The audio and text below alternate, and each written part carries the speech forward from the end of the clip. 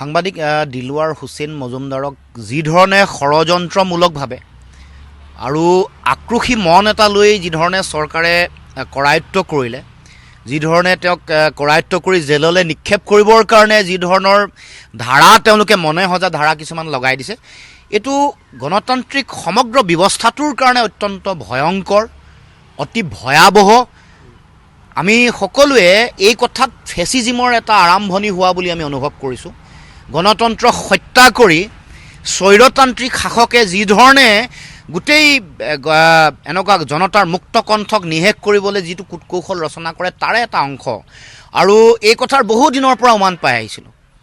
বিভিন্ন নিউজ গোষ্ঠীসমূহক, চেনেলসমূহক তেওঁলোকে লক্ষ্য কৰি লৈছিলে।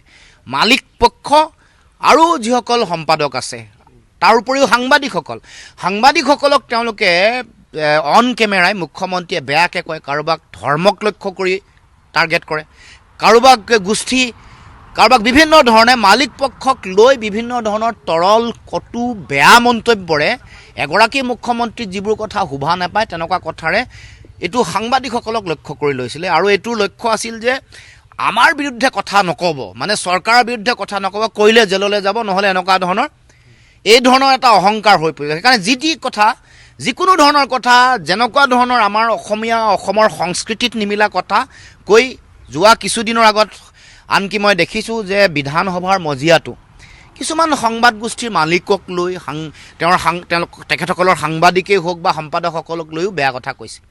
এইবোৰ কেতিয়াও উচিত নহয়, কাৰণ যিখন মানে বিধানসভাত তাত আত্মপক্ষ সমৰ্থন কৰিবলৈ সেই সংবাদ গোষ্ঠীৰ মালিক নাই, সম্পাদক নাই, তেওঁলোকক লক্ষ্য কৰি লোৱাটো এইটো আইন বিৰুদ্ধ, এইটো গণতান্ত্ৰিক ঐতিহ্য বিৰোধী কথা, সংবিধান বিৰোধী কথা। গতিকে এতিয়া দিলৱাৰ হুছেইন মজুমদাৰৰ এই যি ধৰণৰ 10 ঘণ্টা বহাই ৰাখিলে, যি ধৰণে কেছ এটা সাজিবৰ কাৰণে তেওঁলোকক 10 ঘণ্টা লাগিলে, আৰু তাকো তেওঁলোকে এই শেহতীয়াকৈ দেখিছোঁ যে যিহেতু নিৰ্বাচনত 26ত তেওঁলোক হাৰিবই, সকলো একলগ হ'লে, সেইকাৰণে বিভাজনৰ এটা লক্ষ্য লৈছে। বিধানসভাৰ মজিয়াৰ গোটেই ঘটনা পৰিঘটনাত জনজাতি বিদ্বেষী কাৰোবাক সজাব খুজিছে। এতিয়াও ইয়াতো তেওঁলোকে যিগৰাকী মানুহ বড়ো নহয়, বড়ো শব্দটো ব্যৱহাৰ কৰি তেওঁলোকে এটা বিদ্বেষী পৰিৱেশ তেওঁলোকে ইণ্টেনশ্যনেলি কৈছে। বহুতে ভাবিব যে তেওঁলোকে নজনাকৈ কৈছে, এইটো ইণ্টেনশ্যনেল, কাৰণ বড়ো জনগোষ্ঠীটো বড়ো জাতি হত্যাৰ মানে মানুহৰ সংখ্যা বেছি, তেওঁলোক প্ৰভাৱ থকা মানুহৰ সংখ্যা বেছি, তেওঁলোকৰ চিট বেছি আছে, সেইকাৰণে টাৰ্গেট কৰি লৈছে। নহ'লে অন্যথা কছাৰী শব্দটোকে ব্যৱহাৰ কৰিলে হ'লে, তেওঁলোকে নকৰাৰ কাৰণটো লক্ষ্য এইটোৱেই যে এই গোটেই কথাটোৱে সোণোৱাল বা মানে জনজাতিসকলক লক্ষ্য কৰি বিভাজন আৰু ঘৃণা যাতে সৃষ্টি কৰিব পাৰে, আপোনাৰ মোৰ সকলোৰে মাজত যাতে বিভাজন সৃষ্টি কৰি দি চাহ জনগোষ্ঠী বিদ্বেষী কথাবোৰক লৈছে। এই গোটেই কথা বতৰাবোৰৰ মাজত এটা অন্তৰ্নিহিত উদ্দেশ্য আছে, দুটা লক্ষ্য। 26ত যাতে সংবাদ গোষ্ঠীয়ে যাতে বিজেপি বা চৰকাৰৰ বিৰুদ্ধে স্থিতি ল'ব নোৱাৰে, মুক্ত কণ্ঠ নিগৰাব নোৱাৰে, তাৰ কাৰণে ভয় খুৱাবৰ কাৰণে, দম দিবৰ কাৰণে মুখ্যমন্ত্ৰী এইটো কাম।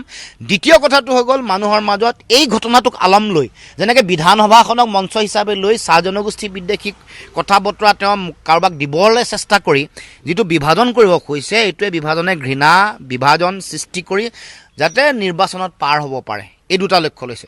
গতিকে আমি সজাগ সচেতন হ'ব লাগে। আৰু মই তাৎক্ষণিকভাৱে যিগৰাকী সাংবাদিকক দিলৱাৰ হুছেইন মজুমদাৰক যিগৰাকীক কৰায়ত্ব কৰিলে মুকলি কৰি দিবৰ কাৰণে মুখ্যমন্ত্ৰীক দাবী জনাইছোঁ, আৰু মুখ্যমন্ত্ৰীক সকীয়াই দিব খুজিছোঁ যাতে তেওঁ যাতে ইয়াত জংগল ৰাজৰ সৃষ্টি নকৰে, গণতন্ত্ৰ হত্যা কৰিবলৈ অপচেষ্টা নকৰে। আৰু অসমৰ সকলো জাতীয় জনগোষ্ঠীয় দল, সংগঠন, বুদ্ধিজীৱী সকলোকে মই ওলাই আহিবলৈ আহ্বান জনাইছোঁ।